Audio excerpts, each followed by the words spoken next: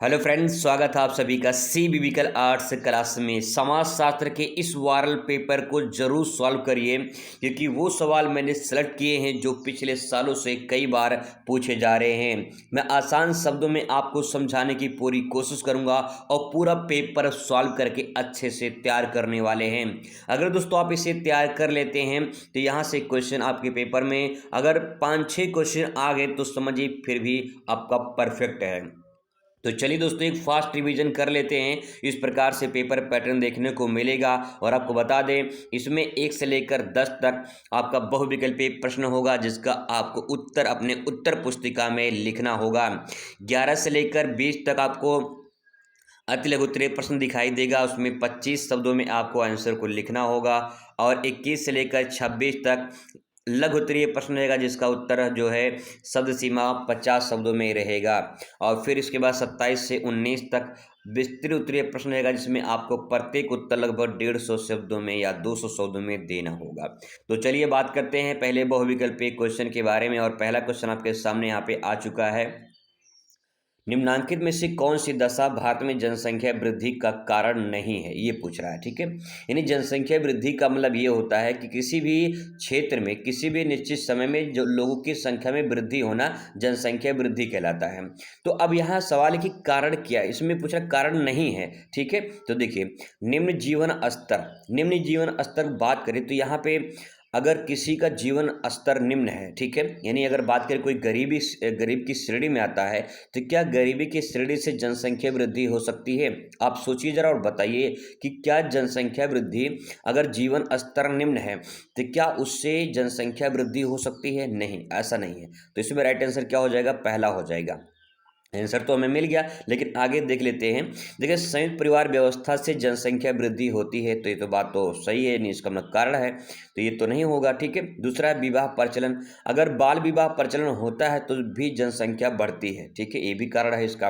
और स्थान परिवर्तन प्रवृत्ति, इसका मतलब ये है कि एक स्थान से दूसरे स्थान पर जाने की प्रक्रिया को जो है यहाँ पे अगर एक स्थान से जब दूसरे स्थान पर लोग जाएंगे तो वहाँ पे जनसंख्या बढ़ेगी। इसका मतलब ये भी है कि ये भी इसमें राइट आंसर हो जाएगा, मतलब जनसंख्या वृद्धि कारण हो जाएगा। तो ये सब तीनों कारण है, लेकिन ये कारण नहीं है। ठीक है, तो यहाँ पे राइट आंसर पहला हो जाएगा। आइए बात करते हैं दूसरे आंसर पर। तो दूसरा देखिए आपके सामने है, परंपरागत भारतीय समाज में सामाजिक स्तरीकरण का आधार क्या रहा है? यानी सामाजिक जो स्तरीकरण है, समाज में स्तर होते हैं, एक स्तर के बाद इस प्रकार से स्तर होते हैं। कहने का मतलब ये है कि जैसे प्याज होता है ना, प्याज में परत होता है, परत दर परत होती है, ऐसे ही समाज में स्तर होता है। एक उच्च वर्ग होता है, एक मध्यम वर्ग होता है, एक निम्न वर्ग होता है, इस प्रकार से वर्ग में बटे होते हैं। तो कहने का मतलब ये है कि जब समाज स्तर में बटा हो तो उसे सामाजिक स्तरीकरण कहा जाता है। और वो होता है किसके आधार पर? जाति के आधार पर। ठीक है, जाति ऐसे लिखते हैं, जाति के आधार पर। तो इसमें राइट आंसर क्या हो जाएगा? जाति हो जाएगा। दूसरा के बाद तीसरा क्वेश्चन आपके सामने यहाँ पे है, निम्नलिखित में से कौन संयुक्त परिवार की विशेषता है? संयुक्त परिवार वो होता है इसमें माता पिता, भाई बहन और चाचा चाची, दादा दादी, ये सब मिलकर रहते हैं, तो उसे कहते हैं संयुक्त परिवार। ठीक है, तो उसमें कह रहा है कि समान मनोवृत्तियां, समान संपत्ति, एक संगठन, इसकी क्या विशेषता है? तो उसमें राइट आंसर आपका हो जाएगा समान संपत्ति। ठीक है, अगला है क्वेश्चन नंबर नेक्स्ट है, बाजार में किसी वस्तु की कीमत निर्धारण करने का मुख्य आधार क्या होता है? यानी कीमत निर्धारण कैसे होता है, किस आधार पर करते हैं? तो क्या प्रतिस्पर्धा यानी कंपटीशन जब होती है, यानी कई सारे दुकानदार होते हैं तब होता है, या वस्तु की मांग और पूर्ति डिपेंड करती है, या फिर वस्तु की गुणवत्ता या सेवाओं का मूल्य? तो उसमें राइट आंसर क्या हो जाएगा भैया? देखिए, सिंपल सी बात, जैसे वस्तु की मांग होगी वैसे उसकी पूर्ति होगी, तो मांग और पूर्ति पर डिपेंड करता है कि कीमत क्या होगी। ठीक है, चलिए आगे बात करते हैं। नेक्स्ट है, महात्मा गांधी ने अस्पृश्य जाति के लिए 1930 के दशक को किस नाम से संबोधन आरंभ किया था? आदिवासी, पिछड़ा वर्ग, हरिजन या दलित? तो आप सभी को पता होगा, हरिजन के नाम से संबोधित किया था। ठीक है, आगे है नेक्स्ट क्वेश्चन, भारत में 2011 की जनगणना के अनुसार लिंगानुपात की बात करें तो मतलब ये होता है कि प्रति हजार पुरुषों पे जो महिलाओं की संख्या होती है उसी को लिंगानुपात कहते हैं। तो 2011 में देखा जाए तो लिंगानुपात जो था वो 940 था। ठीक है, 940 राइट आंसर हो जाएगा। अगला है भारत में सूचना का अधिकार, यानी इसको बोलते हैं आरटीआई यानी राइट टू इंफॉर्मेशन। सूचना का अधिकार किस वर्ष पारित किया गया था? तो यह आया था 2005 में। ठीक है, चलिए आगे है क्वेश्चन। नेक्स्ट है निम्नलिखित में से कौन है परियोजना कार्य का चरण? तो यहाँ पे देखिए, अध्ययन विषय का चुनाव करना, या अध्ययन प्रविधियों का चुनाव करना, या तथ्यों का संकलन, या उपयुक्त सभी। तो आपका जवाब होगा इसमें उपयुक्त सभी। ठीक है, अगला है यहाँ पे उपनिवेशवाद की सोच का प्रतिफल है। तो जो उपनिवेशवाद है एक किस सोच का प्रतिफल है? ये मानवतावाद का है, समाजवाद का है, या संप्रदायवाद का है, या अंतर्राष्ट्रीयता है? तो उपनिवेशवाद का मतलब ये होता है कि जब कोई एक देश किसी छोटे या दूसरे देश पर कब्जा कर लेता है तो उसे उपनिवेशवाद कहा जाता है। और जब एक देश से दूसरे देश की बात आती है तो वो अंतर्राष्ट्रीय हो जाता है। तो राइट आंसर क्या हो जाएगा? अंतर्राष्ट्रीयता हो जाएगी। अगला है क्वेश्चन नंबर यहाँ पे 10वां है, पंचायती राज व्यवस्था के कितने स्तर हैं? 3 स्तर हैं, 4 स्तर हैं, 2 स्तर हैं, या 5 स्तर हैं? पंचायती राज व्यवस्था के 3 स्तर हैं। एक होता है आपका ग्राम पंचायत, दूसरा होता है क्षेत्र पंचायत, और तीसरा होता है आपका जिला पंचायत। तो ये 3 प्रकार के जो है पंचायत होते हैं जो यहाँ पे डिवाइड किया गया है। ठीक है, चलिए अभी 10 बहुविकल्पीय क्वेश्चन हो गया, इसका उत्तर भी आपको यहाँ पे देखने को मिल जाएगा। बात करते हैं अब यहाँ पे अति लघु उत्तरीय प्रश्न की। इस प्रकार से देखने को मिलेगा। क्वेश्चन है कि हरित क्रांति के 3 प्रभावों का उल्लेख कीजिए। 3 नंबर का प्रश्न, 3 प्रभाव लिखना है भैया, ध्यान रखेंगे जितना पूछा गया है उतना लिखिए, पूरा बढ़िया नंबर आपको मिलेगा। अगला है औद्योगिक समाज के प्रमुख विशेषताओं को बताइए। मास मीडिया क्या है, या फिर जनसंख्या विस्फोट का अर्थ क्या होता है? उदारीकरण से आप क्या समझते हैं? जाति को परिभाषित कीजिए, पश्चिमीकरण को परिभाषित करिए, नातेदारी का संबंध क्या है, वर्ग आधारित आंदोलन से आप क्या समझते हैं, जन्मदर से आप क्या समझते हैं? इस प्रकार से इंपॉर्टेंट क्वेश्चन, हर साल रिपीट होने वाले प्रश्न हैं जो बार बार पूछे जाते हैं। ये आपका जो अति उत्तरीय प्रश्न है ना, 100% दोस्तों गारंटी कि यहाँ से 2-3 क्वेश्चन तो पक्का आपके एग्जाम में आएगा। ठीक है, तो चलिए इसका उत्तर फटाफट देखते हैं और समझने का प्रयास करते हैं सिंपल शब्दों में। हरित क्रांति के प्रभाव पहले हेडिंग डाल देंगे और उसके बारे में लिखेंगे। हरित क्रांति क्या होता है पहले थोड़ा सा ये समझ लेते हैं। तो हरित क्रांति का मतलब ये होता है कि 1960 के दशक में कृषि क्षेत्र में, ठीक है, कृषि क्षेत्र में, यानी हरित क्रांति संबंधित है कृषि क्षेत्र से। कृषि क्षेत्र में अधिक उत्पादन किया गया था, जिसमें जो है अच्छी खाद, अच्छी बीज, अच्छी सिंचाई का मतलब कि अधिक से अधिक सिंचाई की गई थी, और बहुत सारी तकनीकों का उसमें इस्तेमाल किया गया था। और जब इतने सारी चीज़ों का इस्तेमाल एक साथ किया जाएगा तो भाई उत्पादन तो होगा ही, सिंपल है। तो यहाँ पे हरित क्रांति में कृषि उत्पादन को बढ़ोतरी को लेकर ये जो है क्रांति चलाई गई थी। ठीक है, इसके लिए सकारात्मक और नकारात्मक दोनों प्रभाव पड़े थे। तो आइए बात करते हैं। यहाँ पे सकारात्मक ज़्यादा नहीं लिखना है इसमें, बस यहाँ पे 2-3 पॉइंट लिख देने हैं, आपका काम हो जाएगा। ठीक है, पहले यहाँ पे देखिए, यहाँ पे लिख सकते हैं कि अन्न उत्पादन में वृद्धि हुई थी, यानी जो नई तकनीकी और उन्नत बीजों का प्रयोग किया गया था उससे अनाज उत्पादन में वृद्धि हो गई थी। यानी हरित क्रांति आने से उत्पादन में वृद्धि तो हो गई, उत्पादन बढ़ गई थी। ठीक है, पहला पॉइंट। दूसरा है सामाजिक असमानता बढ़ गई थी। यहाँ पे नकारात्मक लिख देंगे कि सामाजिक असमानता बढ़ गई थी। जैसे कि बड़ी जोत का मतलब खेत होता है। ठीक है, खेत होता है, जोत वाले किसानों को अधिक लाभ हुआ, जबकि छोटे किसानों को जो है लाभ जो है कम हुआ और वो आर्थिक रूप से कमजोर हो गए। भाई जिनके पास पैसा था वो अच्छी खाद खरीद पाए और उसका उपयोग कर पाए, अच्छी तकनीक को इस्तेमाल कर पाए, अच्छी बीजों का इस्तेमाल कर पाए। तो जिनके पास पैसा था वही इसका फायदा ज़्यादा उठा पाए, और जिसके पास पैसा नहीं था वो क्या किसान जो है कमजोर हो गए और पूरा जो है गरीब की श्रेणी में चले गए। ठीक है, अगला है पर्यावरणीय प्रभाव। इसमें लिखेंगे कि रासायनिक उर्वरक ज़्यादा प्रयोग होने से और कीटनाशक जो उनका प्रयोग होने से मिट्टी की जो उर्वरता थी ना वो समाप्त हो गई, मतलब खत्म हो गई या कम हो गई, इस प्रकार से प्रभाव पड़ा। तो 3 नंबर का 3 पॉइंट आप लिख देंगे, पूरा परफेक्ट नंबर आपको 3 नंबर आराम से मिल जाएगा भैया। लिखने का तरीका क्या है? लिखने का तरीका यही है कि आप हेडिंग वाइज बना के 3 पॉइंट उसके बारे में थोड़ा थोड़ा लिख दीजिए, बढ़िया पूरा परफेक्ट नंबर मिल जाएगा। आगे है यहाँ पे औद्योगिक समाज किसे कहते हैं। समाज समझ में आता है ना, समाज क्या होता है? देखिए, जब कई सारे परिवारों का समूह, ध्यान रखेंगे थोड़ा सा, कई सारे परिवारों का समूह एक साथ रहने लगे तो इस समूह को समाज कहा जाता है। ठीक है, तो यहाँ पे समाज क्या है, कई सारे परिवारों का जो समूह होता है ना, उस समूह को ही समाज कहते हैं। और यहाँ समाज तो औद्योगिक है, औद्योगिक का मतलब जैसे मान लीजिए कहीं पे किसी क्षेत्र में उद्योग का विकास हुआ हो, यहाँ पे बड़ी बड़ी फैक्ट्रियाँ हैं, कंपनियाँ वहाँ पे लगी हुई हैं, और जैसे मान लीजिए यहाँ पे इन क्षेत्रों में यहाँ पे कंपनी लगी हुई है, ठीक है, यहाँ पे कंपनी लगी हुई है। अब इसी के आसपास में यहाँ पे अगर समाज यहाँ पे बसा हो, ठीक है, इसी के आसपास में यहाँ समाज बसा हो, तो इस समाज को औद्योगिक समाज कहा जाएगा। क्यों क्यों क्योंकि ये समाज उद्योग के पास में ही बसा है और उद्योग पे ही आधारित है, उद्योग के ही काम कर रहे हैं, तो उस समाज को औद्योगिक समाज कहा जाता है। आइए इसका उत्तर देख लेते हैं ताकि आपको और क्लियर हो जाएगा। यहाँ पे देखिए, उत्पादन का मशीनरीकरण हुआ है। उत्पादन का मशीनरीकरण का मतलब क्या है, उद्योगों में मशीन का व्यापक उपयोग होता है और लोग अधिक से अधिक उत्पादन करते हैं और उसी कार्य में संलग्न होते हैं। ठीक है, पहला पॉइंट। दूसरा क्या है इसमें लिखेंगे, शहरीकरण, यानी लोगों को रोजगार की तलाश में गांव से शहर की तरफ पलायन करते हैं। क्यों करते हैं, क्योंकि वहाँ रोजगार मिल जाता है। तो इस प्रकार से औद्योगिकरण का बढ़ावा हुआ है और जिन क्षेत्रों में उद्योग का विकास हो वहाँ समाज जाके रहने लगती है। ठीक है, अगला है विभाजन और विशेषता। विभाजन और विशेषता का मतलब ये है दोस्तों कि यहाँ पे कार्य का विभाजन हो जाता है। जैसे श्रमिकों का विशिष्ट कौशल प्रतिष्ठित किया जाता है। कहने का मतलब है कि जिनको अधिक नॉलेज होती है उनको मशीन चलाने को दिया जाता है, जिनको कम नॉलेज होती है उनको थोड़ा दूसरा काम दिया जाता है। यानी समाज जो होती है ये पूरी तरह से ऐसे क्षेत्र में रहती है जहाँ पे उद्योगों का विकास होता है और उसी से संबंधित समाज काम करती है। सिंपल इस भाषा में लिख सकते हैं। ठीक है, चलिए आगे बात करते हैं दोस्तों। यहाँ पे अगला क्वेश्चन है, मास मीडिया क्या है। मास मीडिया की बात करें तो देखिए, मास मीडिया संचार का वे साधन है, संचार का एक क्या है, साधन है।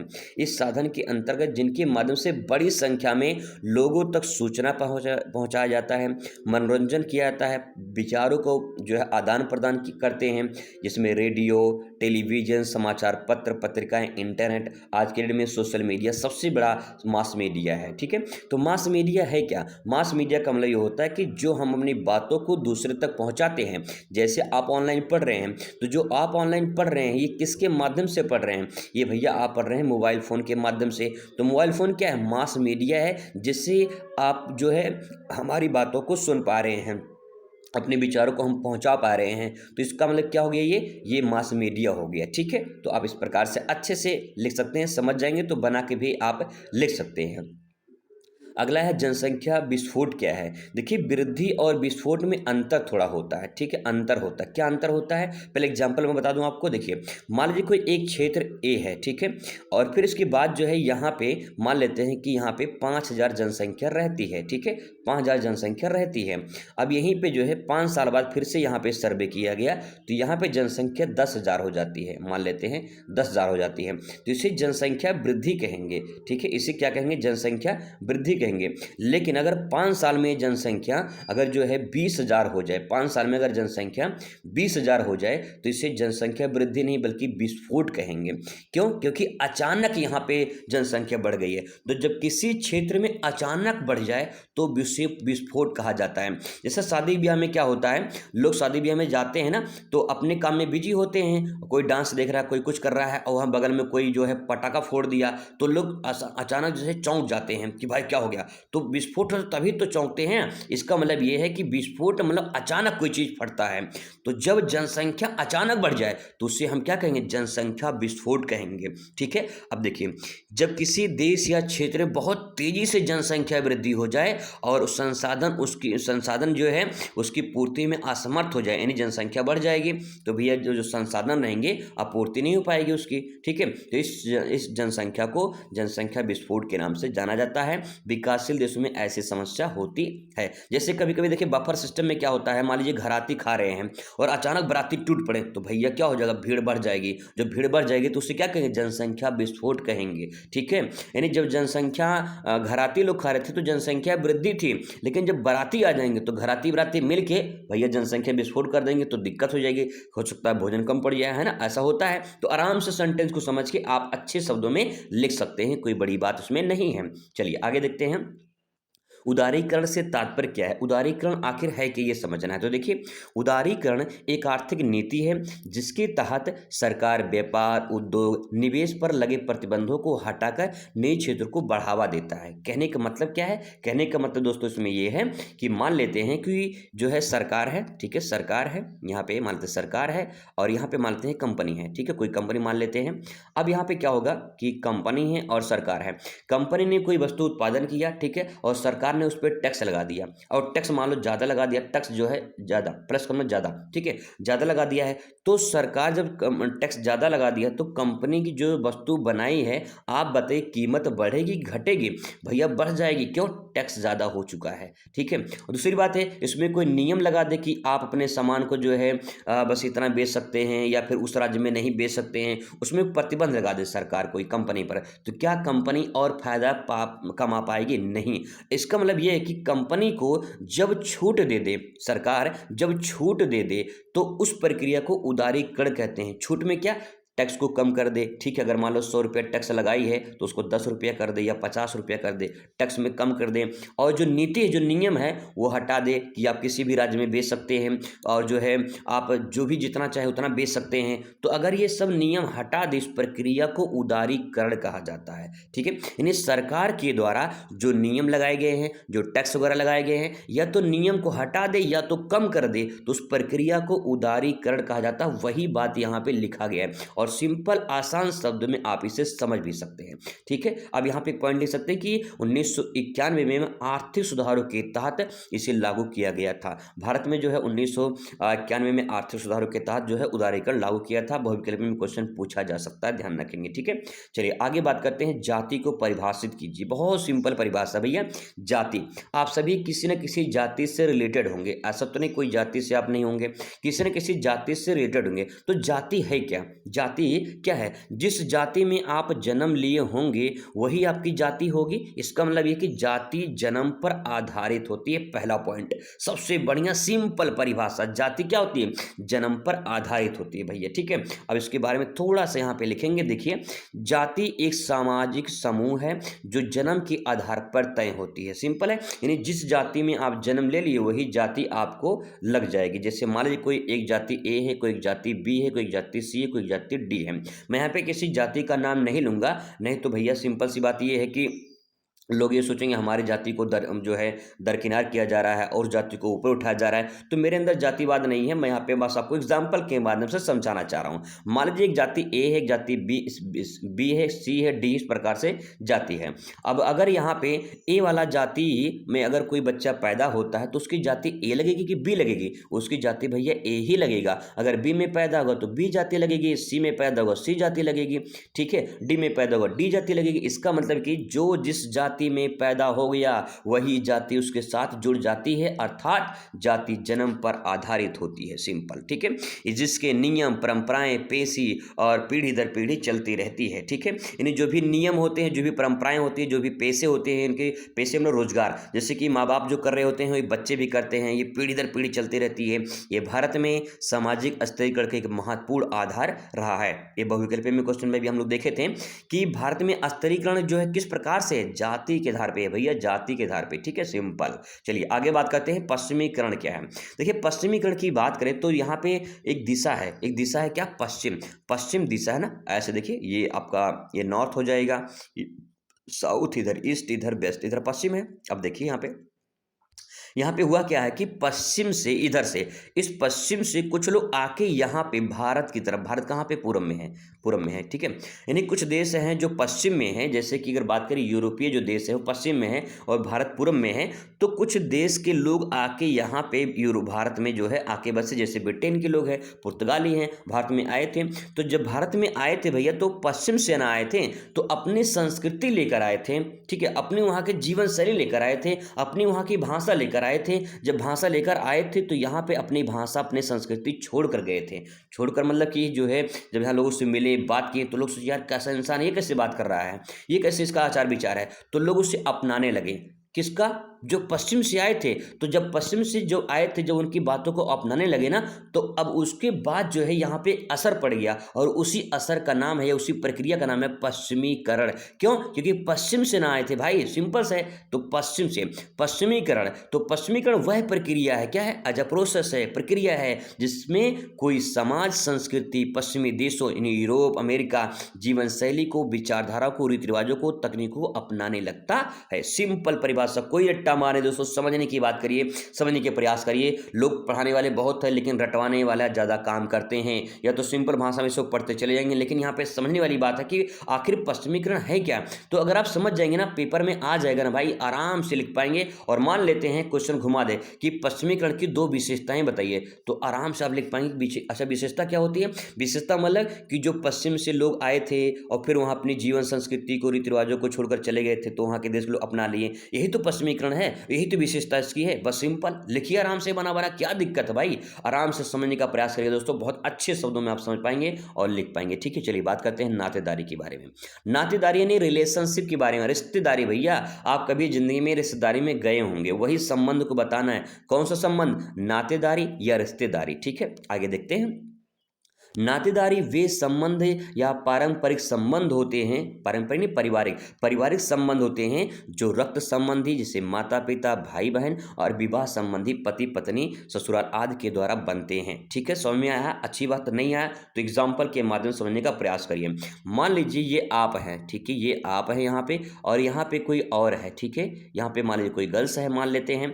अब ये दूसरे एक दूसरे को देख रहे हैं और कह रहे हैं कि शादी करना चाहते हैं, तो चलिए शादी करवा देते हैं, दोनों की करवा दीजिए शादी। ठीक है, जब तक देखिए, जब तक दूसरे को जब तक अनजान है, तब तक क्या इनका कोई रिश्ता है? कोई रिश्ता नहीं भाई, कोई रिश्ता ही नहीं है, अनजान है। ठीक है, अनजान कोई रिश्ता नहीं है, लेकिन रिश्ता बनाते हैं तब जब इस लड़की के साथ में शादी करा देते हैं। जब शादी होगी तो देखिए, जब शादी हो जाएगी ना, तो सिंपल सी बात है भैया कि इस लड़के का पूरा परिवार इस लड़की के परिवार के साथ एक रिश्ते से जुड़ेगा कि नहीं जुड़ेगा?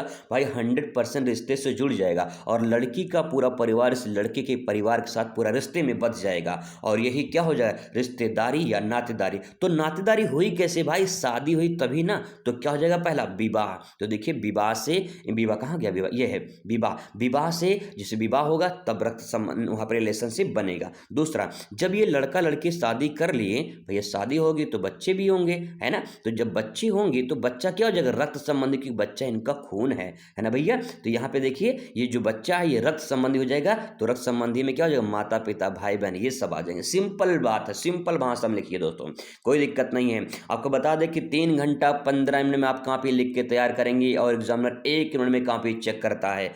देख लीजिए, 1 मिनट में कम समय में कॉपी चेक करता है, तो आप समझिए कॉपी कितना फास्ट चेकिंग होती है। इसलिए समझने का प्रयास करें दोस्तों, आप जो भी समझ जाएंगे उसे अपने शब्दों में लिखिएगा, 100% पूरा नंबर आपको मिलेगा, 1 नंबर भी नहीं कटेगा।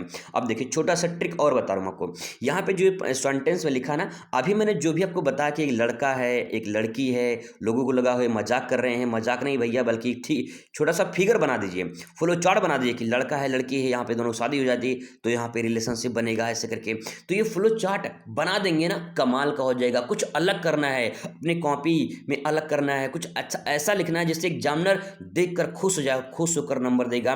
और आप समझिए कि एग्जामिनर को खुश करना है, हैप्पी करना है। अगर वो दुखी मन से अगर कॉपी चेक करेगा तो आपको नंबर यहाँ पे 3 नंबर मिलना है, तो 3 नहीं बल्कि 1 नंबर चढ़ाएगा, क्योंकि उसका दिमाग खराब कर दिया आपने अच्छे तरह से लिखा नहीं है, इसीलिए। तो इसीलिए एग्जाम को खुश करना है, ऐसा लिखना कि अरे भाई क्या लिखा है बच्चे ने, ऐसा उसके दिमाग में होना चाहिए, ऐसी इसी प्रकार से। ठीक है, चलिए आगे बात करते हैं। वर्ग आधारित आंदोलन। वर्ग आधारित आंदोलन का मतलब क्या होता है? देखिए, वर्ग आधारित आंदोलन वे सामाजिक आंदोलन होते हैं जो किसी विशेष आर्थिक, सामाजिक या पेशेवर वर्ग के अधिकारों के हित की रक्षा के लिए किए जाते हैं। जैसे मजदूर वर्ग, किसान आंदोलन। जैसे किसान आंदोलन, हर वर्ग के लोग क्या करते हैं? आंदोलन करते हैं। अच्छा, आंदोलन होता क्यों है आप सोचिए। अच्छा, मान लीजिए अगर आपके स्कूल में फीस जो है मान लीजिए 2000 रुपया कर कर दिया जाए, फीस मान लो अचानक बढ़ा के, जैसे 500 रुपये फीस हम लेते हैं, 500 फीस से बढ़ाकर 2000 कर दिया जाए, तो क्या आप भैया चुप मार के बैठेंगे? अरे नहीं भैया, आंदोलन हो जाएगा, बच्चे आंदोलन कर देंगे। अगर बच्चे नहीं करेंगे तो गार्जियन कर देंगे, माता पिता कर देंगे। यानी अचानक इतना फीस कैसे बढ़ गया?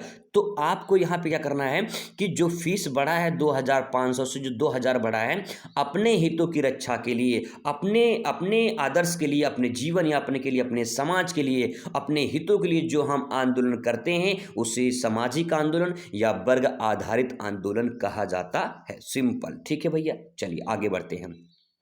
जन्म दर क्या होता है? जन्म दर को परिभाषित कीजिए। What is birth rate? जन्म दर देखिए, 1000 व्यक्तियों द्वारा एक वर्ष में जन्म लेने वाले व्यक्तियों में, यहाँ पे बल्कि महिला लिख देंगे तो ज़्यादा बेहतर होगा, वैसे व्यक्ति महिला आदि कोई दिक्कत नहीं है। तो देखिए 1000 महिलाओं या व्यक्तियों के द्वारा एक वर्ष में जन्म लेने वाले शिशुओं की संख्या को जो है जन्म दर कहा जाता है। जनसंख्या वृद्धि का एक महत्वपूर्ण कारक माना जाता है। ठीक है, जन्म दर। सिंपल सी भाषा में इसका छोटा सा डायग्राम बना सकते हैं। जैसे मान लीजिए कोई एक क्षेत्र ये है, यहाँ मान लीजिए एक क्षेत्र ये है, ठीक है, और यहाँ पे मान लीजिए कि जो है 50 लोग रहते हैं। 5 साल में जो है, 5 साल में अगर यहाँ पे जो है 5000 हो जाएं तो इसे हम क्या कहेंगे? जो 5000 जन्म लिए हैं ना, वही जन्म लेने वाले संख्या को जन्म दर कहा जाता है। ठीक है, सिंपल। ठीक है, चलिए आगे बात करते हैं। इस प्रकार से आपका लघु उत्तरीय प्रश्न आएगा और लघु उत्तरीय प्रश्न देखने को मिलेगा ऐसे।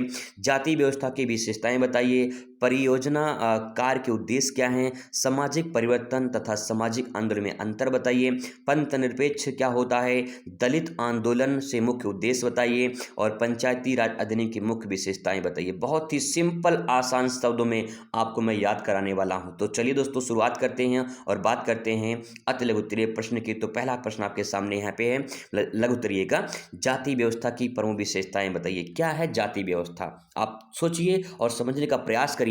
जाति व्यवस्था देखिए, पहला पॉइंट लिखेंगे जाति व्यवस्था की विशेषताओं में कि जाति जन्म पर आधारित होती है, यानी जन्म पर आधारित व्यवस्था। पहला पॉइंट, कोई रट्टा मार नहीं है, क्योंकि यहाँ पे आप जाति व्यवस्था लिख रहे हैं ना, तो जाति क्या है? जाति जन्म पर आधारित होती है, तो क्या जन्म पर आधारित व्यवस्था नहीं होगी? भाई सिंपल सी हेडिंग बन जाएगा, लिखेंगे जाति का निर्धारण जन्म के आधार पर ही हो जाता है, और जिस जाति में जो लोग जन्म ले लिए वही जाति उनके साथ जुड़ जाती है। सिंपल, लिखेंगे आराम से, कोई दिक्कत नहीं है। पहला पॉइंट क्लियर हो गया। ठीक है, आगे देखिए। अब यहाँ पे दूसरा है कि पेशा जो होता है, पेशा नहीं, जो नौकरी होती है, जो जॉब होती है, जो उनका व्यवसाय होता है, वही जैसे कुम्हार है, कुम्हार के घर में जो है मतलब जो बर्तन वर्तन बनते हैं वो सब हो जाएगा। एक लोहार है, लोहार वाले काम करते हैं, इस प्रकार से। तो उनका जो पेशा है, जो रोजगार है, जो व्यवसाय है वो करते हैं। तो पारंपरिक रूप से जाति के आधार पर व्यवसाय तय होते थे और आज भी होते हैं। ठीक है, आगे है देखिए, सामाजिक स्तरीकरण, जातियां उच्च और निम्न श्रेणियों में विभाजित रहती हैं, इसलिए उच्च जाति, मध्यम जाति, निम्न जाति, यानी जाति समाज पर जो है कहीं की स्तर होते हैं। ठीक है, कहीं हाई लेवल होता है, कहीं मध्यम होता है, कहीं लो लेवल होता है, तो समाज में स्तर पाया जाता है। सिंपल। ठीक है, रोटी बेटी संबंध, रोटी बेटी संबंध में क्या लिखेंगे? विवाह और भोजन की सीमाएं जाति के आधार पर निर्धारित होती हैं। बड़ी कमाल की बात लिखी, रोटी बेटी संबंध। रोटी बेटी का संबंध मतलब ये कि भैया कि विवाह अपने जाति में न करेंगे। अगर मान लो कोई ए जाति का है, कोई बी जाति का, कोई सी जाति का है, तो लोग शादी कहाँ करेंगे? ए वाला अपने ए में ही ना शादी करेगा, बी वाला अपनी बी जाति में शादी करेगा, सी वाला अपने सी जाति में करेगा। वो बात अलग है कि लोग अपना भाग के शादी कर लेते हैं, लेकिन यहाँ पे अपने ही जाति में रिश्ता ढूंढते हैं भैया। सिंपल। तो यहाँ पे क्या हो जाएगा? बेटी संबंध में अपना विवाह जो बेटी का करते हैं वो अपनी ही जाति में ही करते हैं। और भोजन सीमाएं, यानी भोजन की सीमाएं होती हैं। पहले तो छुआछूत ज़्यादा होता था, तो एक जो सीमित होती थी कि इस जाति के लोग जो है पानी नहीं पी सकते हैं किसी तालाब में, या फिर जो है अन्य भोजन नहीं कर सकते। तो ये संबंध होते थे, अब तो बड़ा कम हो गया है जातिवाद। ठीक है, आगे देखते हैं, संकीर्णता और भेदभाव। जाति प्रथा ने समाज में ऊंच नीच की भावना को जन्म दिया है। आज भी बहुत समाज में चलती है प्रथाएं कि जाति में जातिवाद भेदभाव करते हैं लोग, हालांकि थोड़ा कम हुआ है लेकिन फिर भी चलता है। ठीक है, चलिए आगे बात करते हैं अगले क्वेश्चन पर, और अगला क्वेश्चन आपके सामने यहाँ पे है। सबसे पहले दोस्तों आप यहाँ पे हेडिंग डाल देंगे इस प्रकार से, परियोजना कार्य के उद्देश्य और उसके बारे में लिखेंगे। पहला हेडिंग है व्यवहारिक ज्ञान प्राप्त करना, इसका मतलब ये है कि छात्रों को अध्ययन और अनुसंधान कौशल सिखाना, ये सब जो है इसमें किया जाता है। परियोजना कार्य नहीं, प्रोजेक्ट कार्य के बारे में बात हो रही है। तो प्रोजेक्ट कार्य क्यों करते हैं? जब कोई छात्रों को कोई अध्ययन कराना होता है या फिर अनुसंधान यानी रिसर्च करना होता है, उससे संबंधित जो है यहाँ पे उनको काम सिखाया जाता है। ठीक है, आगे बात करते हैं। दूसरा पॉइंट यहाँ पे है विश्लेषणात्मक क्षमता विकसित करना।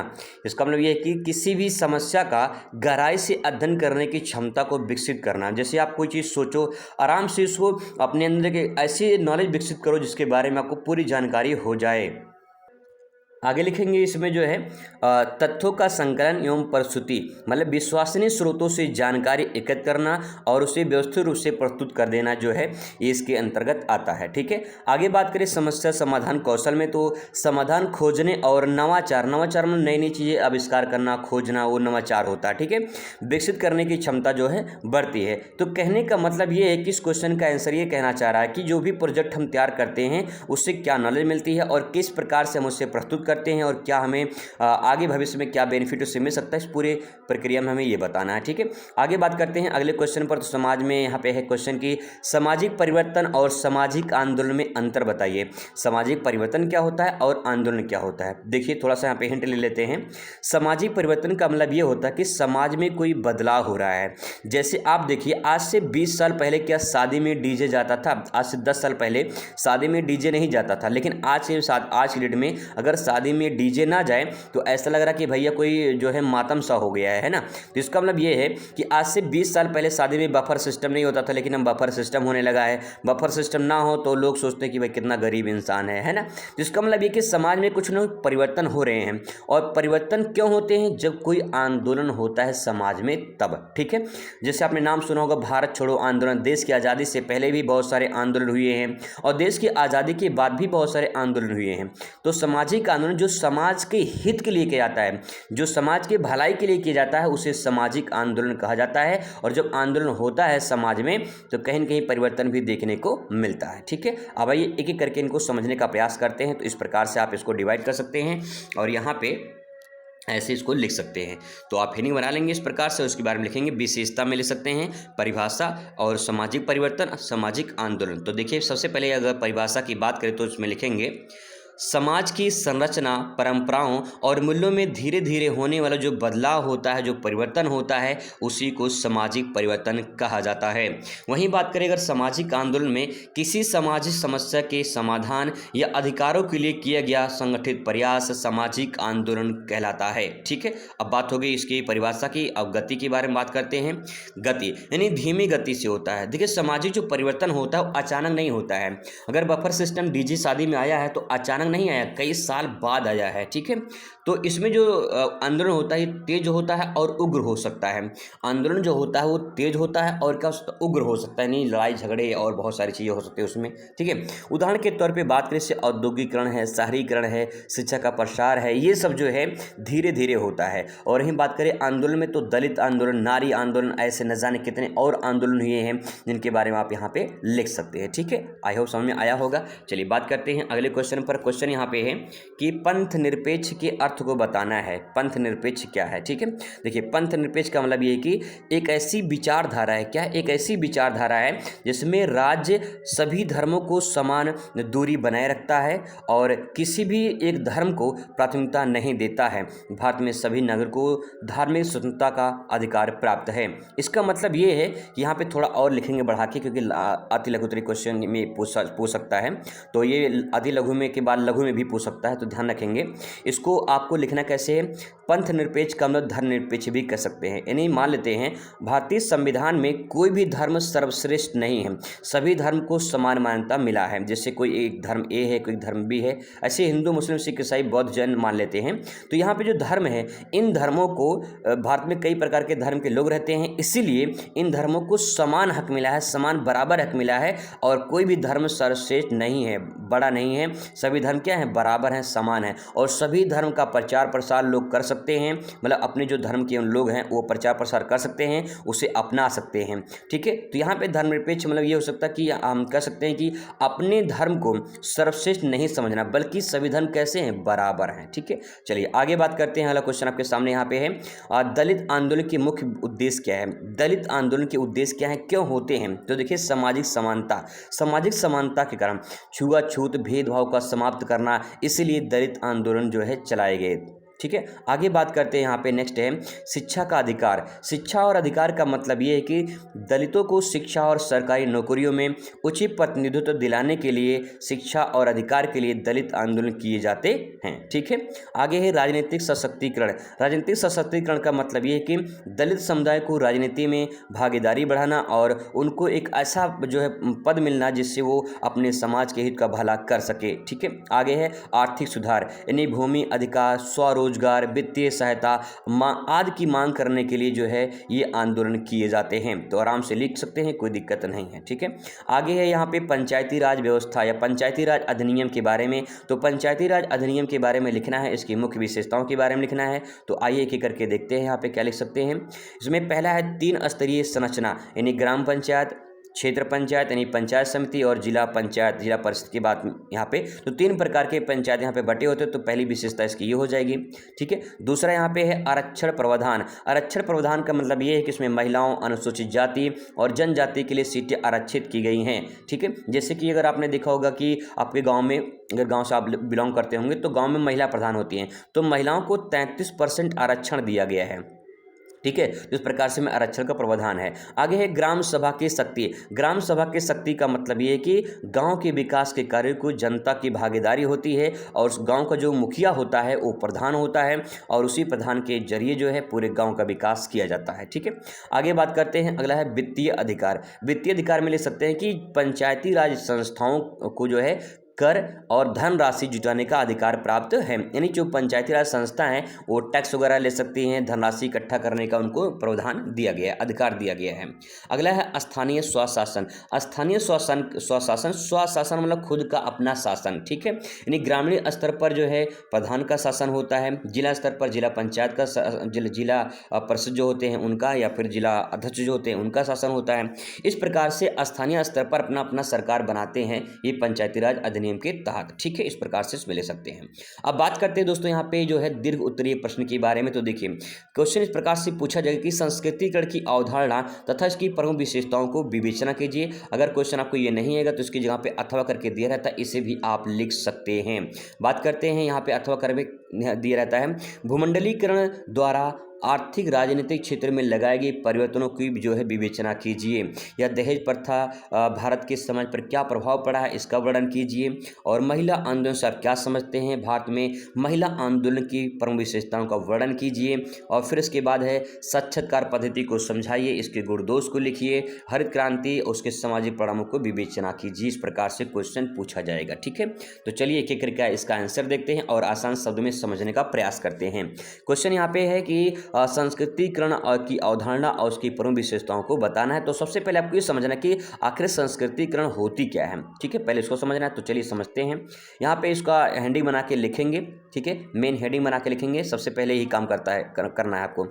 संस्कृतिकरण में देखिए वह सामाजिक प्रक्रिया है। क्या है, सामाजिक प्रक्रिया है भैया, प्रोसेस है। किस चीज़ की प्रोसेस, संस्कृतिकरण की, यानी संस्कृतिकरण मतलब क्या, आगे देखिए भी पता चल जाएगा, जिसमें निम्न जातियाँ समुदाय उच्च जातियाँ जैसे विशेष रूप से सुवर्ण जातियाँ जो होती हैं उसमें रीति रिवाज, परंपराएं, आचार व्यवहार, जीवन शैली को अपनाते हैं ताकि वे समाज में ऊंचा दर्जा प्राप्त कर सके। इस अवधारणा को समाजशास्त्री एम श्रीनिवास ने विकसित किया था। यानी संस्कृतिकरण किसने विकसित किया था, तो जवाब होगा एम श्रीनिवास ने। अब इसका मतलब ये है कि मान लेते हैं कि यहाँ पे उच्च जाति है। ठीक है, यहाँ पे उच्च जाति है और यहाँ मान लेते हैं निम्न जाति है। तो निम्न जाति करती क्या है? निम्न जाति करती है कि जो उच्च जाति है ना, इन्हीं के आचरण, व्यवहार, परंपराएं इनकी कॉपी करती है, इनको फॉलो करती है और उनकी संस्कृति को अपनाने का प्रयास करती है, ताकि जो निम्न जाति है ना, ये निम्न जाति भी अपने आप को समाज में ऊंचा कर सके और समाज में बराबर कर सके। ठीक है, तो यहाँ पे क्या कर सकते हैं कि जब निम्न जाति के लोग उच्च जाति के संस्कृति, उनकी परंपराएं, उनके रीति रिवाज, उनकी आचरण, उनके व्यवहार आदि का जीवन शैली को अपनाते हैं या उससे जो है कॉपी करते हैं। कॉपी हम तो इंग्लिश वर्ड हो जाए कॉपी, उन्हें कह सकते हैं अनुसरण करना, हिंदी में कैसे अनुसरण करना। तो जब अनुसरण करती है तो उस प्रक्रिया को संस्कृतिकरण कहा जाता है। सिंपल भाषा में कहें, जब एक व्यक्ति किसी की उसकी आचार व्यवहार कोई अपनाता है तो उसी प्रक्रिया को संस्कृतिकरण कहा जाता है। ठीक है, सिंपल। आइए देखते हैं, ताकि वे समाज में ऊंचा दर्जा प्राप्त कर सके। इस अवधारणा को समाजशास्त्री एम एन श्रीनिवास ने दिया था, ये ध्यान रखिएगा, बहुविकल्प में पूछा जा सकता है। अब इसकी विशेषता क्या है? तो देखिए, विशेषता लिखने के यहाँ पे छोटा सा ट्रिक बता दे रहा हूँ आपको। यहाँ पे एक ऐसे हेडिंग बना लेनी है इस प्रकार से, ठीक है, और यहाँ पे फ्लो चार्ट बना लेनी है इस प्रकार से। ठीक है, अब डायग्राम, फ्लो चार्ट, इसके माध्यम से अगर आप प्रदर्शित करेंगे तो बढ़िया नंबर आपको मिलेगा। ऐसे डायग्राम बना के 4-5 पॉइंट लिख दीजिए और बढ़िया से आपका पेज ही भरेगा और आपका अच्छा भी लगेगा और कुछ नया भी होगा। इस प्रकार से प्रेजेंट करिए ताकि जो है आपको एग्जामिनर अच्छे से नंबर दे। ठीक है, आइए इसके बारे में एक एक करके समझने का प्रयास करते हैं। ऊंची जातियों का अनुसरण करना। ठीक है, क्या होता है? ऊंची जातियों का अनुसरण करना, यानी निम्न जातियां अपने सामाजिक स्तर को सुधारने के लिए उच्च जातियों को जीवन शैली को अपनाती है। वही मैंने अभी आपको ऊपर बताया था कि क्या करते हैं लोग, जो निम्न जाति के लोग होते हैं, ये निम्न जाति के लोग उच्च जातियों के जो भी उसमें आचरण व्यवहार, जो भी रीति रिवाज होते हैं उसको अपनाते हैं। निम्न जाति के लोग उनका अनुसरण करते हैं, उन्हें फॉलो करते हैं। इससे आप जो है इंस्टाग्राम पे किसी को फॉलो करते हैं या फिर फेसबुक पे फॉलो करते हैं, उनको किसी को चैनल को सब्सक्राइब करते हैं, तो उसको मतलब क्या, उनका अनुसरण करना। ठीक है, वही चीज़ यहाँ पे है। अगला है सामाजिक गतिशीलता। सामाजिक गतिशीलता का मतलब ये कि यह जातिगत कठोरता को तोड़कर सामाजिक बदलाव को संभव बनाता है। यानी उच्च जाति है, अपने आप में मध्यम जाति है, निम्न जाति है, तो अगर ये सामाजिक स्तर चलता तो शायद ये जीवन शैली नहीं आ पाती, ये संस्कृतिकरण नहीं आ पाता। लेकिन यहाँ पे जाति बंधन को तोड़कर लोग उसकी जाति को अपनाते हैं, समझते हैं और उसका उसी जैसे बनने का प्रयास करते हैं। यानी सिंपल भाषा में कहा जाए, जब किसी को आप देख लेते हैं, ठीक है, कोई हीरो हीरोइन देख लिए, कोई बड़े एक्टर को, किसी खिलाड़ी को देख लिए और उसी के जैसे आप हेयर स्टाइल, उसका पहनावा, उसका बोल चाल चलने, उस सब कुछ अपनाने लगते हैं, तो उस प्रक्रिया को भी संस्कृतिकरण कहा जा सकता है। ठीक है, ठीक है, आगे देखिए। आगे है सामाजिक गतिशीलता में, तो सामाजिक गतिशीलता हो गया। आगे नेक्स्ट है परिवर्तन की धीमी प्रक्रिया। परिवर्तन की धीमी प्रक्रिया का मतलब यह है कि यह प्रक्रिया समय के साथ धीरे धीरे विकसित होती है, अचानक संस्कृतिकरण नहीं आती है। ठीक है, अचानक नहीं आती है। नेक्स्ट है धार्मिक और सांस्कृतिक का समायोजन, यानी सांस्कृतिकरण के अंतर्गत पूजा पद्धति, व्रत, त्यौहार, रहन सहन आदि में बदलाव आता है। सिंपल भाषा में कहा जाए कि पहले जो निम्न जाति के लोग होते थे, वो निम्न जातियों को जो है पूजा पाठ करने के, जैसे छुआछूत की बीमारी चलती थी ना उस टाइम पे पहले, तो उस टाइम पे निम्न जाति के लोगों को जो है मंदिर में जाने की अलाउ नहीं थी, पूजा पाठ करने की अलाउ नहीं थी। लेकिन आज के डेट में सभी जाति के लोग मिलकर जो है पूजा पाठ करते हैं, सभी जगह जाते हैं, सब मतलब पूरा समानता का अधिकार यहाँ पे मिला गया है। तो इसका मतलब ये है कि जो भी पद्धति, मतलब पूजा पद्धति है, व्रत त्यौहार है, सब लोग रहन सहन आदि मतलब पूरा मिलकर रहते हैं और उसी प्रक्रिया को संस्कृतिकरण के नाम से जाना जाता है। ठीक है, आगे है शिक्षा का प्रभाव। शिक्षा का प्रभाव का मतलब ये कि शिक्षा के प्रसार ने संस्कृतिकरण को भी बढ़ावा दिया है और उसमें प्रक्रिया तेज हुई है। आराम से उसके बारे में ले सकते हैं, अथवा करके क्वेश्चन इस प्रकार से पूछा जाएगा तो यहाँ पे दोनों में से कोई एक आंसर लिखना होगा। मैं आपको दोनों आंसर बता दे रहा हूँ। क्वेश्चन है कि भूमंडलीकरण द्वारा आर्थिक और राजनीतिक क्षेत्र में क्या परिवर्तन किए गए हैं। तो देखिए, सबसे पहले यहाँ पे इसका लिखेंगे का वाला पॉइंट, आर्थिक क्षेत्र में परिवर्तन क्या हुआ है। तो देखिए, उदारीकरण के बारे में बता चुका हूँ आप लोग को अभी। व्यापार और उद्योगों में सरकारी नियंत्रण कम हुआ है, जिससे निजीकरण का बढ़ावा मिला है। यानी सरकार जब छूट दे दे तो उससे क्या होता है, निजीकरण का यानी प्राइवेट का जो है, जो कंपनियां होती हैं उनको बढ़ावा मिलता है। अगला है वैश्विक बाजार का विस्तार। वैश्विक बाजार का विस्तार का मतलब ये कि विदेशी कंपनियों को भारतीय बाजार में प्रवेश करने की अनुमति मिली, जिससे अंतर्राष्ट्रीय प्रतिस्पर्धा भी बढ़ी है। प्रतिस्पर्धा में कंपटीशन बढ़ा है। ठीक है, आगे देखिए, नेक्स्ट है तकनीकी विकास। तकनीकी विकास का मतलब ये कि सूचना प्रौद्योगिकी यानी आईटी सेक्टर की बात हो रही है, इंफॉर्मेशन टेक्नोलॉजी, दूरसंचार और ई कॉमर्स तक जो है ये तीव्र गति से बढ़ी है, यानी तकनीकी का विकास भी तीव्र गति से हुआ है। भूमंडलीकरण का मतलब क्या होता है कि पूरे विश्व में अपनी तकनीकी को, संचार को, अपनी रोजगार को, अपने व्यापार को फैला देना, वो भूमंडलीकरण कहलाता है। उसे वैश्वीकरण भी कह सकते हैं। और थोड़ा मैं आपको बता दूं कि अगर यहाँ पे वैश्वीकरण पूछ ले तब भी आंसर यही होगा, ये बात ध्यान रखेंगे, ठीक है। चलिए आगे बात करते हैं। यहाँ पे नेक्स्ट पॉइंट है रोजगार के अवसर। नए उद्योग के विकास से रोजगार के अवसर बढ़े हैं, लेकिन असंगठित क्षेत्र अस्थिरता आई है। असंगठित क्षेत्र मतलब ये होता है कि उसमें भाई कोई ऐसा क्षेत्र नहीं होता जहाँ पे लोग समानता का अधिकार पाएं या फिर समान रूप से रोजगार पाएं। बहुत बेरोजगारी बढ़ चुकी है, देख ही रहे हैं, ठीक है। चलिए आगे है, यहाँ पे नेक्स्ट पॉइंट है छोटे उद्योगों का प्रभाव। यानी विदेशी कंपनियों के आगमन से घरेलू जो उद्योग हैं वो प्रभावित हुए हैं और उनका कठिनाई का सामना करना पड़ा है, ठीक है। चलिए आगे बात करते हैं, इसमें राजनीतिक रूप में से क्या प्रभाव पड़ा है, यानी राजनीतिक क्षेत्र में क्या प्रभाव पड़ा है। तो उसमें लिखेंगे सार्वभौमिकता का प्रभाव, यानी विभिन्न देशों की सरकारें वैश्विक नीति निर्धारण करने में शामिल होने लगती हैं। यानी जो सरकारी जो विभिन्न देश के सरकार होती है वो वैश्विक नीति मतलब विश्व स्तर पर जो नीति बनाई जाती है, जो नियम बनाए जाते हैं कि किसी देश में व्यापार करना है तो किस प्रकार से करना है, उस प्रकार से यहाँ पे जो है ये प्रभाव पड़ने लगता है, ठीक है। दूसरा है नैतिक बदलाव। नीतिगत बदलाव मतलब ये होता है कि वैश्विक संस्थाओं में जैसे IMF यानी इंटरनेशनल मॉनेटरी फंड बोलते हैं इसको, अंतर्राष्ट्रीय मुद्रा कोष और WTO यानी WTO ने वर्ल्ड ट्रेड ऑर्गेनाइजेशन, विश्व व्यापार संगठन की बात हो रही है, ये विश्व बैंक भी है। ये सब प्रभाव सरकार ने आर्थिक सुधार किए हैं। इन नीतिगत बदलाव का मतलब ये कि ये सब आगे आकर वैश्विक जो स्तर है यानी जो व्यापार होते हैं उन सब में सुधार करने का काम करते हैं, ठीक है। अगला पॉइंट यहाँ पे आंदोलन और विरोध। इसका मतलब ये है कि वैश्वीकरण के प्रभाव के विरुद्ध श्रमिकों और किसानों और स्थानीय व्यापारों में आंदोलन की शुरुआत हुई है। क्योंकि जब बहुत सारी बड़ी कंपनियां आती हैं तो छोटे छोटे जो कंपनी होते हैं, श्रमिक जो होते हैं, जो किसान होते हैं, मजदूर जो होते हैं, वो सब बेचारे बेरोजगार हो जाते हैं। तो लोग क्या करते हैं, फिर आंदोलन करते हैं अपने हित के लिए, ठीक है। आगे देखिए राष्ट्रीय संप्रभुता पर प्रभाव, मतलब वैश्विक दबावों के कारण कुछ मामलों में देशों की स्वतंत्रता प्रभावित हुई है। देशों की स्वतंत्रता का मतलब ये हुआ है कि जो देश खुद में मालिक थे, अपने आप में राजा थे, वो कहीं न कहीं वैश्विक दबाव के कारण प्रभावित हुए हैं, ठीक है। आगे बात करते हैं, अगला क्वेश्चन दहेज प्रथा के बारे में बताना है। आप सभी अच्छे तरीके से जानते हैं दहेज प्रथा क्या है और भारतीय समाज पर कितना बुरा प्रभाव पड़ रहा है, ठीक है। चलिए इसके बारे में समझने का प्रयास करते हैं।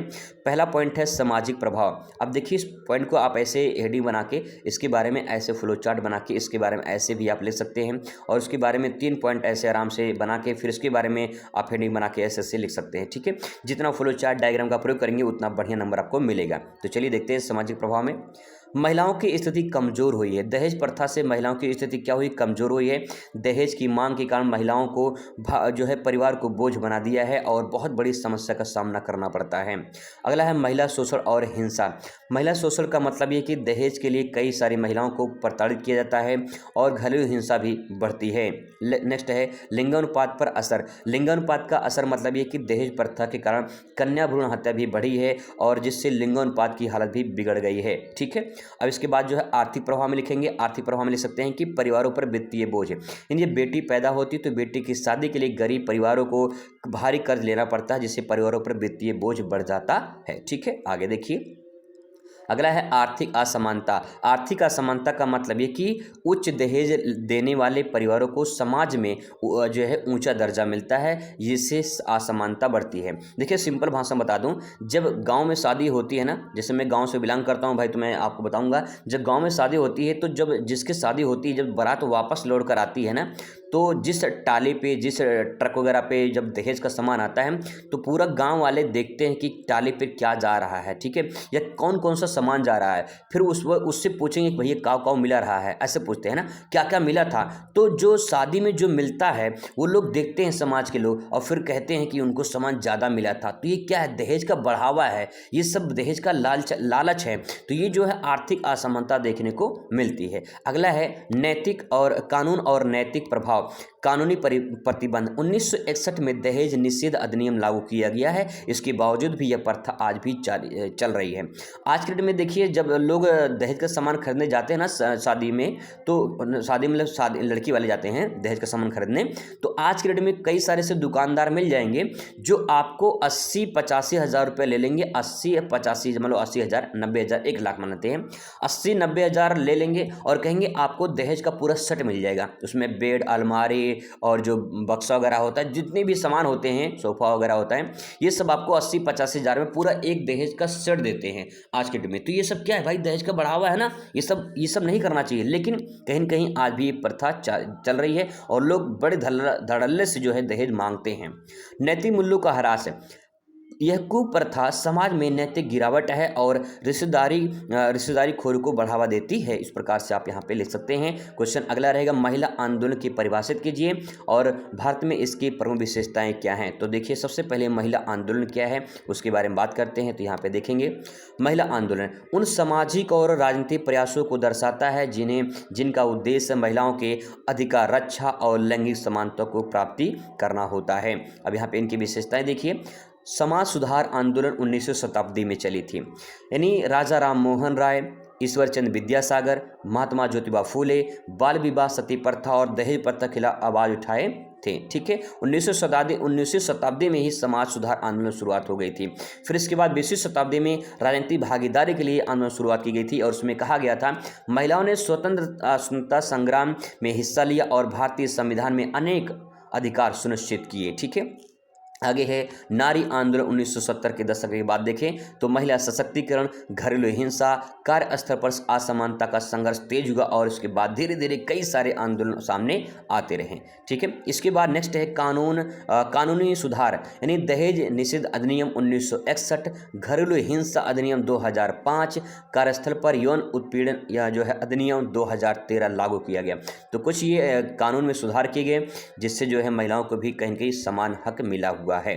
आधुनिक डिजिटल युग का प्रभाव, सोशल मीडिया, डिजिटल प्लेटफॉर्म महिलाओं के आंदोलन को नई गति दी है और कहीं न कहीं ये बहुत बड़ी जो है सोशल मीडिया उसमें कारण माना जाता है कि अब आज की डेट में कहीं न कहीं थोड़ा सा सोशल कम हुआ है। ठीक है, बात करते हैं अगले क्वेश्चन पर। नेक्स्ट है साक्षात्कार पद्धति क्या है, इसकी परिभाषा, गुण और दोष के बारे में लिखना है। साक्षात्कार क्या होता है, यानी इंटरव्यू। अपने ज़िंदगी में कभी कभी इंटरव्यू जरूर दिए होंगे, वाइवा जरूर दिए होंगे। वही इंटरव्यू है जब एक टीचर आपके सामने यानी बच्चे के सामने बैठकर जो है बच्चों से जब कोई क्वेश्चन पूछता है तो उसे इंटरव्यू वाइवा के नाम से जाना जाता है। तो साक्षात्कार क्या है, एक शोध पद्धति है।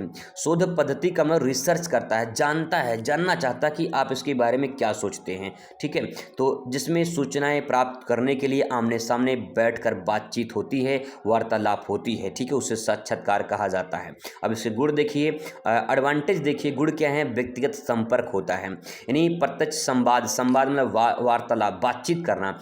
उत्तरदाता के विचारों को बेहतर समझा जाता है। जब कोई टीचर अगर बच्चों से सवाल करता है तो बच्चे उसका जवाब देते हैं, नहीं उत्तरदाता के विचारों के बारे में समझा जा सकता कि बच्चा क्या सोचता है। नेक्स्ट है अधिक विश्वसनीयता मतलब ये है कि लिखित सर्वेक्षण की तुलना में अधिक सटीक और विश्वसनीय उत्तर मिलते हैं। अगर कोई टीचर आपसे पूछता है तो आपको जानकारी है तो आप सटीक उत्तर देंगे, उसमें घुमा फिरा के बात नहीं करेंगे। लेकिन अगर आप लिखने के दे तो आप कुछ भी लिख देंगे घुमा फिरा के, उसमें कोई दिक्कत नहीं है। अगला है लचीलेपन की सुविधा। इसमें क्या है, प्रश्नों की आवश्यकता अनुसार बदलने की जो है विस्तार में किया जाता है। मान लेते हैं टीचर ने आपसे कोई सवाल किया और आपको उत्तर नहीं आ रहा है तो आप बोल सकते हैं कि सर हमें इसका उत्तर नहीं आ रहा, आप दूसरा पूछिए। तो टीचर दूसरा पूछता है, क्वेश्चन बदल देता है। इसका मतलब क्या, लचीलापन है। अगर कठोर हुआ तो क्या बदल सकते थे, नहीं। जैसे एग्जाम में आपके पेपर में जो क्वेश्चन आएगा आप उसे बदल सकते हैं, नहीं, उसे बदल नहीं सकते हैं, वो कठोर हो चुका है क्योंकि वो भाई वो क्वेश्चन बदला नहीं जा सकता है। हाँ, इतना हो सकता है कि आप उसकी जगह पे कुछ और लिख सकते हैं लेकिन क्वेश्चन बदला नहीं जा सकता है। लेकिन अगर इंटरव्यू हो रहा है तो उसमें क्वेश्चन अगर आपको नहीं आ रहा है तो आप पूछ सकते हैं कि सर हमको इसका आंसर नहीं आ रहा है, आपको दूसरा आंसर क्वेश्चन पूछ सकते हैं। तो आप वहाँ पे क्वेश्चन बदल देंगे और आप लचीलेपन के अंतर्गत आ जाएंगे, यानी क्वेश्चन बदला जाएगा। ठीक है, आगे देखिए, इसके कुछ दोष है, एडवांटेज है। ठीक है, तो देखिए इसमें व्यय और समय की अधिकता, मतलब यह विधि महंगी होती है और समय लेने में जो है समय अधिक लगती है इसमें। भाई अगर एक एक जैसे 50 बच्चे हैं, इनको वाइवा लेना है और 50 बच्चों को वाइवा लेने के लिए भाई अलग अलग बच्चों को बुलाया जाएगा, तो फिर क्या होगा, टाइम ज़्यादा लगेगा, ठीक है, समय भी उसमें बर्बादी होगी। अगला है उत्तरदाता का पक्षपात, यानी व्यक्ति अपनी छवि सुधारने के लिए गलत उत्तर तटस्थता के दे सकता है और जो टीचर है उसका समर्थन भी कर सकता है, ठीक है, इस प्रकार से ले सकते हैं। अगला है साक्षात्कारकर्ता का प्रभाव, यानी जो आपका इंटरव्यू ले रहा है, यानी साक्षात्कारकर्ता व्यक्तित्व और विचारों का उत्तर प्रभाव पड़ सकता है, जो आप उत्तर देते हैं उसके विचारों पर प्रभाव पड़ सकता है, ठीक है। बात करते हैं, अथवा करके सवाल पूछ सकता है कि हरित क्रांति क्या है, इसके सामाजिक प्रभाव के बारे में बताइए। तो हरित क्रांति के बारे में चर्चा हम लोग कर लिए थे, एक बार फटाफट इसको देख लेते हैं, बस आपका पूरा पेपर सॉल्व हो जाएगा। हरित क्रांति की बात करें तो हरित क्रांति जो है ये ग्रीन रिवोल्यूशन की बात करें तो 1960 के दशक में भारत में हरित क्रांति की शुरुआत हुई थी और कृषि उत्पादन बढ़ाने के लिए किए गए तकनीकी सुधारों में आता है ये, और इसमें उन्नत बीज, रासायनिक खाद यानी सिंचाई तकनीकी आदि का प्रयोग करके उत्पादन को बढ़ाया गया था और इसी प्रक्रिया को हरित क्रांति के नाम से जाना जाता है। जिसमें एक एग्जाम्पल के माध्यम से आप समझाऊं, जैसे मान लो आपको पनीर की सब्जी बनानी है, ठीक है, पनीर की सब्जी बनानी है। अब आप सोच रहे हो कि हमारे मेहमान आए हैं, मान लो जीजा आए हैं या कोई और आया है ना, तो अगर मान लीजिए कोई घर पे आया है, बढ़िया मेहमान आए हैं और पहली बार आए हैं, तो आप सोचें कितना बढ़िया बना दें, और जितना बढ़िया बनाएंगे उतना खराब हो जाता है, कभी कभी ऐसा होता है। लेकिन अगर मान लीजिए आपको बढ़िया बनाना है तो बढ़िया बनाने के लिए आपको ज़्यादा मटेरियल मतलब अच्छी चीज़ें मिलानी पड़ेगी, अच्छा मसाला और अच्छी चीज़ें मिलानी पड़ेंगी, तभी तो बढ़िया पनीर बन पाएगा। इसका मतलब ये कि अगर अधिक उत्पादन करना है भैया तो अच्छी किस्म की बीज होना चाहिए, अच्छी किस्म के खाद होने चाहिए, अच्छी सिंचाई, अच्छी तकनीकी होनी चाहिए, तभी तो हरित क्रांति आएगी, यानी तभी तो हरियाली आएगी चारों तरफ। इसका मतलब ये है कि हरित क्रांति इनका उपयोग करके बढ़ाया गया था, ठीक है, सिंपल लिख सकते हैं, कोई दिक्कत नहीं है। सामाजिक परिणाम लिखेंगे। सामाजिक परिणाम में पहला सकारात्मक प्रभाव पड़ा है क्या, कृषि उत्पादन में वृद्धि हुई थी, पहला पॉइंट, यानी भारतीय खाद्यान्न उत्पादन में आत्मनिर्भर बन गया क्योंकि भारत अपना उत्पादन खुद करने लगा। नेक्स्ट है किसानों की आय में वृद्धि हो गई, किसान जो थे यानी जो बड़े किसान थे उनको अधिक लाभ हुआ था, ठीक है। आगे है नवीन तकनीकों का विकास हुआ, यानी नई नई टेक्नोलॉजी आई और वैज्ञानिक खेती की जो है बढ़ावा मिला। आज के डेट में कृषि में इतनी सारी मशीनें आ चुकी हैं, इतनी सारी मशीनें आ चुकी हैं कि भाई इंसान को काम नहीं करना पड़ेगा, मशीन से काम करना पड़ेगा, मशीन से काम करवा सकते हैं, ठीक है। आगे है नकारात्मक प्रभाव भी पड़ा था, तो देखिए क्या प्रभाव पड़ा है, सामाजिक असमानता, केवल बड़े संपन्न किसानों को ही लाभ मिल पाया था, छोटे किसान तो बेचारे पिछड़ गए, वो गरीब हो गए और जो है वो जो है बेचारे बेरोजगार हो गए। सिंपल सी बात ये है कि कहीं न कहीं हरित क्रांति से नकारात्मक प्रभाव भी पड़ा है, ठीक है। दूसरा है पर्यावरण क्षति, भाई सिंपल सी बात ये है कि इसमें रासायनिक उर्वरकों के अधिक प्रयोग से मिट्टी की उर्वरता घटी है और जल प्रदूषण क्या हुआ है, भाई जल प्रदूषण बढ़ा है, ठीक है। आगे है मजदूरों की समस्या, मशीनों के उपयोग से मजदूरी भैया डिस्टर्ब हो गई है, यानी मजदूरों को जो है रोजगार नहीं मिल पाया है, जिसके कारण वो बेरोजगार हो गए हैं और रोजगार के अवसर घटे हैं। ये सब क्या है, नकारात्मक प्रभाव है। हरित क्रांति के बारे में निष्कर्ष में 2 पॉइंट आप ले सकते हैं कि हरित क्रांति ने भारत के खाद्य सुरक्षा को भारत को खाद्य सुरक्षा दी, लेकिन इससे सामाजिक असमानता भी बढ़ी और पर्यावरणीय समस्याएं भी बढ़ी थी। तो इसका कुछ नकारात्मक कुछ पॉजिटिव है। ये पूरा पेपर आप सॉल्व कर लीजिए दोस्तों, 100% यहाँ से क्वेश्चन आएगा और अगर 4-5 क्वेश्चन आ गए तो भैया आप अच्छे से लिख पाएंगे, इस बात की पूरी विश्वास है, क्योंकि आप समझे हैं, रट्टा नहीं मारने हैं। चलिए मुलाकात करेंगे अगली वीडियो में, तब तक खुश रहिए, मस्त रहिए, जिंदगी में सुस्त रहिए, best of luck, thanks for watching.